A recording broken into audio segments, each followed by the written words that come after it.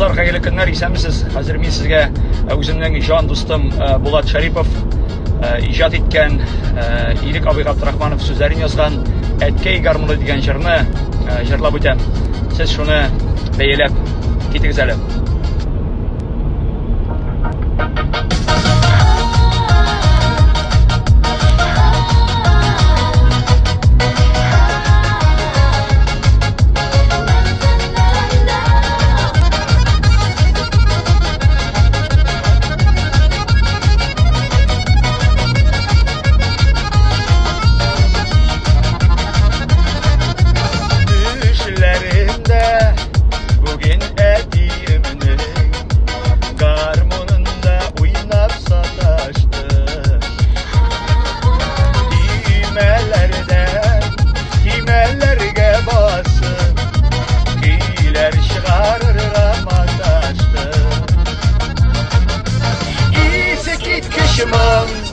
Baravulga şeşe etkeyimnin talyan garmunu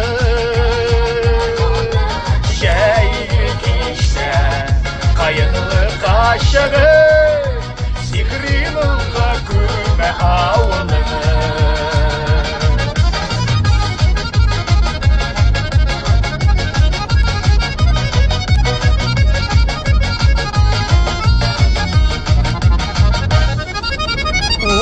Nadekey, talyan garmununu Erdeli kugeli buzları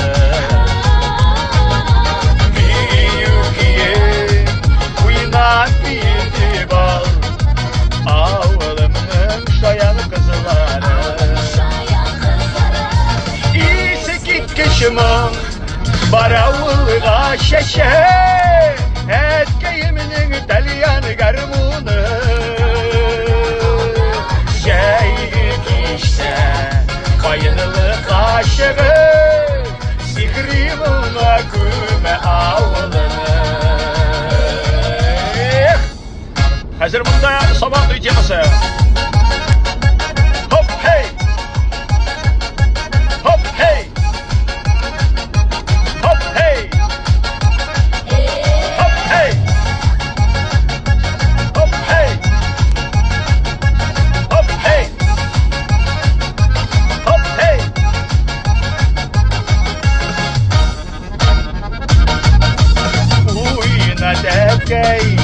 Talyan garmununu Biz yıllarımız sima kuşalı Çalgı davuşlarım tıngılı tıngılı Onlar atkan şakta sızılı İyisi git kışımın baravulga şeşe Etkeyiminin talyan garmunu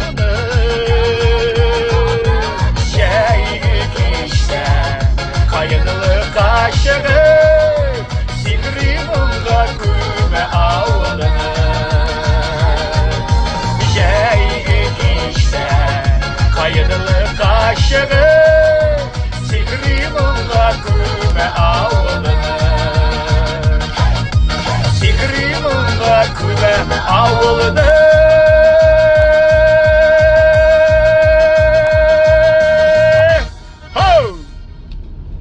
Менә шундый җыр, бер җыр өчен генә кердем мин.